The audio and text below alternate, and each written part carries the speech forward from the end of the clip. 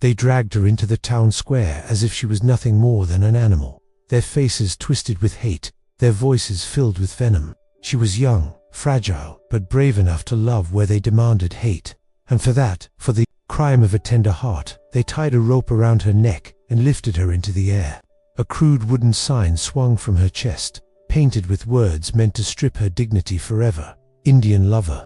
Mothers turned their children's faces away, men shouted curses, and not a single hand moved to save her. She kicked, gasped, fighting for air, while the mob turned its eyes cold. They wanted her gone. They wanted her forgotten. But what no one expected was what came next. As the night grew silent and the mob began to fade, something small emerged. From the shadows, not a man, not a savior from town, but a tiny bear cub, wide-eyed, stumbling toward the beam. It pulled at her torn dress with innocent paws, tugging with all its strength, refusing to let her die. And what that cub revealed in the darkness would shatter the entire town's soul. The sky was painted with the colors of dusk, and silence lay heavy over the small frontier town. It was the kind of silence that didn't bring peace but dread, as if even the wind was too afraid to whisper. The streets, usually filled with chatter and clatter, were eerily empty, but from the center of the town, a crowd had gathered, faces twisted with rage, some with fear, and others with blind obedience, all pointed in one direction.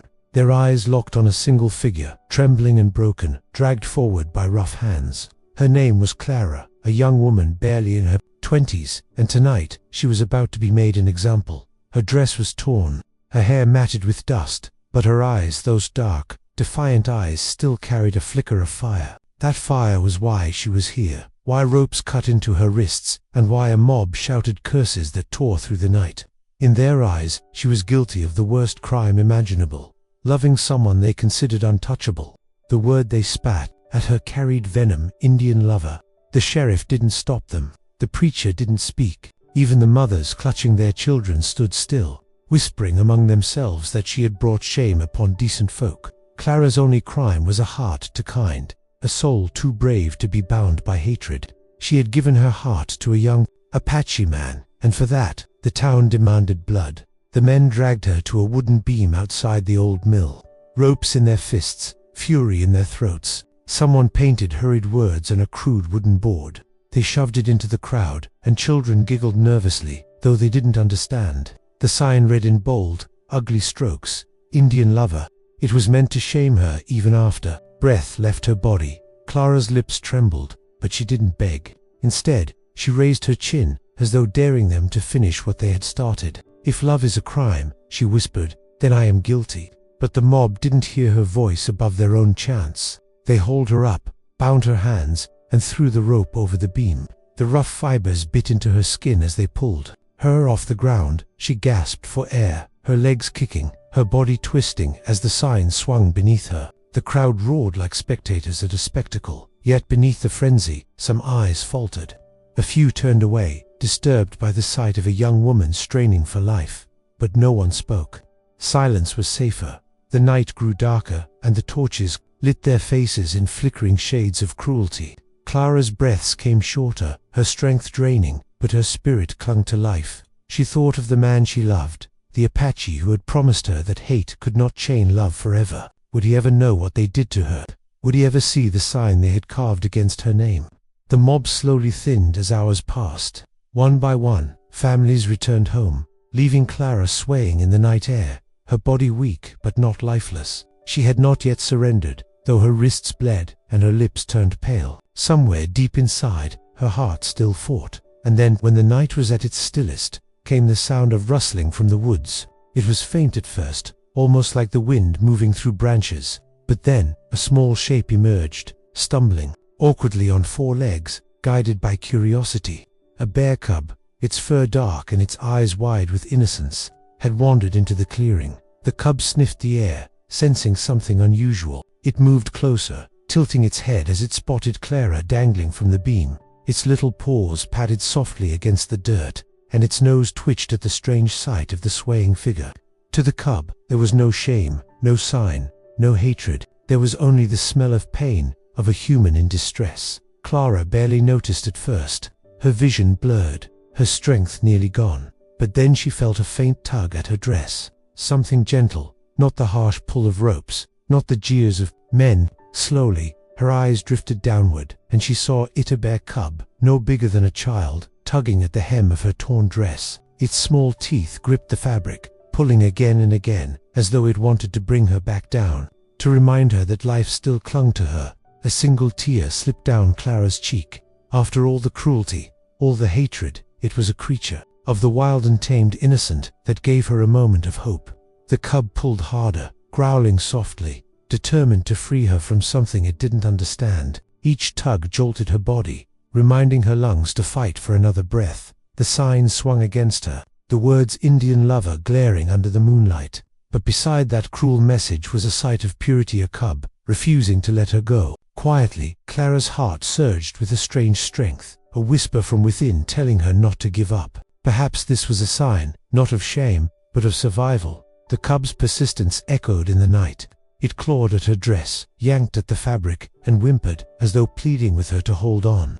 Clara closed her eyes, clinging to that small spark of life, the innocent defiance of nature itself. What Clara didn't know was that the cub's cries carried farther than the mob's chants ever could. Out in the darkness, someone heard, someone who had been searching, someone who had not given up on her. And soon, the night would no longer belong to hatred, it would belong to truth. But as the cub tugged at her dress beneath the cruel sign, Clara knew one thing: she was not alone. Clara's body swayed in the moonlight, her breath shallow, her strength nearly gone. The cruel sign still dangled against her chest, bold letters declaring a name meant to shame her. Yet, below her, the bear cub refused to leave. It tugged at her dress again, its small claws scratching at the dirt, its tiny growls carrying more determination than the mob that had left her to die. For the first time since she'd been dragged into the square, Clara's lips quivered not from pain, but from the faintest flicker of hope. The cub whined louder,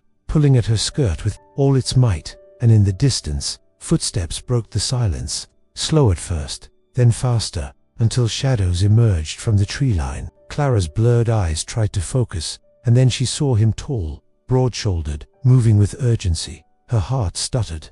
It was Eli, the man she had loved, the Apache warrior they had despised her for. His face was etched with anguish. As he rushed forward, his hand already reaching for the rope that strangled her life away. "Clara!" His voice cracked like thunder in the still night. With a swift motion, Eli drew his knife and sliced through the rope. Clara's body dropped, and for a terrifying moment she crumpled to the ground, still tied, still gasping. The bear cub squeaked, and backed away. But its job was done, had kept her fighting long enough for Eli to arrive. Eli knelt beside her, his strong hands trembling as he freed her wrists and pulled her into his arms. "Stay with me," he whispered, his voice breaking. Her eyelids fluttered, her lips parted, and she breathed his name like a prayer. Eli, tears burned in his eyes. He pressed his forehead against hers. "I came as fast as I could. They will not take you from me." But the sound of voices carried through the air again. The mob had not all left. A few had lingered in the shadows, curious or doubtful, and now they saw what unfolded.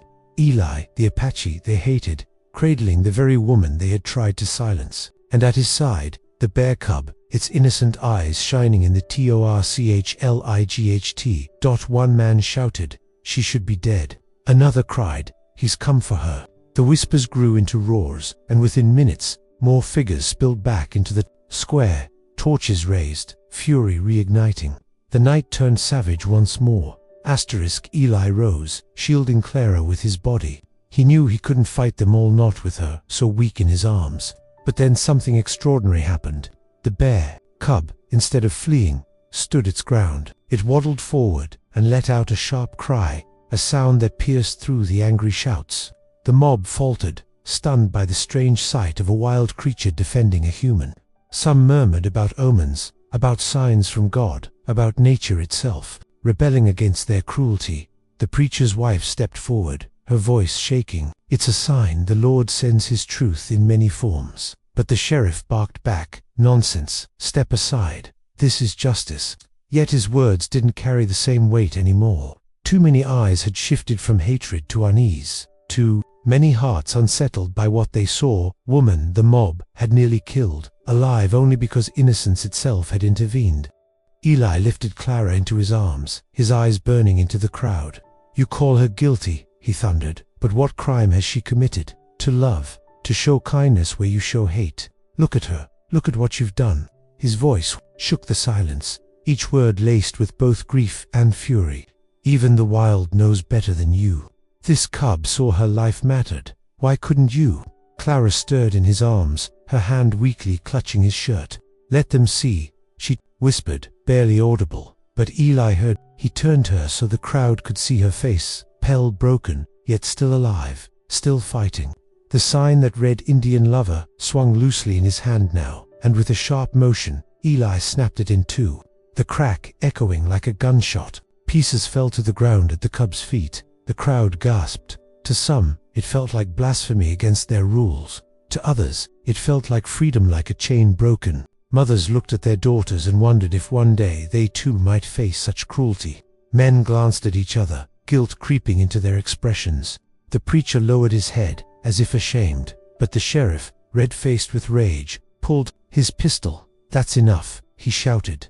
"This ends now." He aimed at Eli, his finger trembling on the trigger. Time seemed to freeze, every heart holding its breath. Clara weakly cried out, "No," and in that instant, the bear cub leaped forward, letting out a roar, not the roar of a beast, but the desperate cry of a protector. It startled the sheriff, his shot flying wide into the night. Torches flickered, chaos erupted, and in the confusion, Eli carried Clara into the shadows of the trees. The mob scrambled, some chasing, others too shaken to move, but not all hearts had turned to stone. A few stayed back, watching the cub stand alone at the edge of the clearing, its tiny frame glowing in the firelight. To them, it was no longer just an animal. It was truth, innocence, and judgment all at once. The cruel spectacle they had made was shattered by something they could not explain. Deeper in the woods, Eli laid Clara down gently by a stream, cupping water in his hands to cool her lips. She coughed, each breath a battle, but her eyes found his. "You came," she whispered. "I would cross fire for you," he said, his voice breaking. "They will not take you again." Her hand brushed his cheek, frail but filled with love. "We must show them, Eli. Show them that love is not a curse." Tears slipped down her face. "Promise me you won't stop." Eli gripped her hand. "I promise." Behind them the cub lingered, watching with curious eyes. It had revealed a truth no mob could silence, that compassion can come from where least expected. That innocence itself had exposed their cruelty. By dawn, the town would whisper about what happened, the woman they left to die, the man who saved her, and the bear cub that pulled at her dress, refusing to let hate have the final word. And those scars would remain, so would the story. A story not of shame, but of defiance, not of cruelty, but of truth revealed. Because that night, when men chose hatred, a cub chose love, and in its choice, it exposed them all. The forest grew quiet again, but Clara's heartbeat was loud in her own ears. Eli kept his arms wrapped around her, refusing to let her slip away. The night had tried to take her. The mob had nearly broken her, yet somehow she was still breathing, and beside them, the little bear cub sat, licking its paws, as if it too understood the weight of what had happened. Clara's gaze lingered on the cub, her lips trembling. Why would it try to save me?" Eli brushed her hair back gently, his voice raw. "Because even in the wild, Clara, innocence knows what's right. It saw a life hanging by a thread, and it refused to let go. Maybe God sent it." The words sank into her, stirring tears that slid down her bruised cheeks. For all the hatred she had endured, for all the cruelty carved into that wooden sign, it was this small, defenseless creature that had shown her mercy. She pressed her hand against Eli's chest, feeling his heart race. "Then we cannot waste this gift. We cannot hide. We must live. Openly, truly. If we hide, they win." Eli's jaw tightened, but his eyes burned with resolve. "Then we will live. Not in their shadows, but in the light of what we know is true." Dawn crept over the horizon, streaks of gold piercing through the branches. By the time the town stirred, whispers had already begun. Those who had stayed behind carried stories of what they had witnessed, of a woman still alive, of a warrior's defiance, and a cub that tugged at her dress until the truth could no longer be ignored. The preacher, haunted by guilt, stepped into the square with his trembling wife. He looked at the broken beam, the shattered sign on the ground, and whispered a prayer for forgiveness. Mothers clutched their daughters tighter, suddenly seeing Clara not as a sinner, but as a mirror of what might befall any girl who dared to love freely. Even hardened men found themselves unable to shake the image of a bear cub standing against their cruelty. The sheriff tried to silence the rumors, but silence could not erase what had already taken root. The people began to question, and questions grew heavier than fear. Eli and Clara disappeared deeper into the wilderness, but their story remained behind. And as the days passed, it spread beyond the town, carried from campfires to churches, from ranches to riverbanks. People spoke of the girl they tried to hang, of the sign that cursed her name, and of the cub that revealed a truth none could deny, that love is not shame, and that cruelty hides in the hearts of men, not in the embrace of two souls. Clara's scars never fully healed, but she carried them as proof of survival. When she looked at Eli, she saw not just the man she loved, but the strength that had carried them both through fire.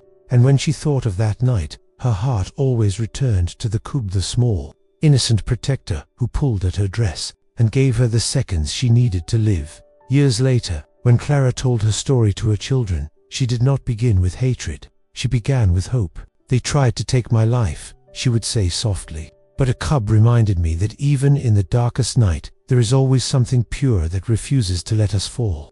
And so, the sign meant to shame her was forgotten, but the story of the girl who lived, the warrior who saved her, and the cub who revealed the truth lived on, etched not in wood, but in hearts forever changed. Because that night proved one thing: love cannot be hanged, and truth cannot be silenced.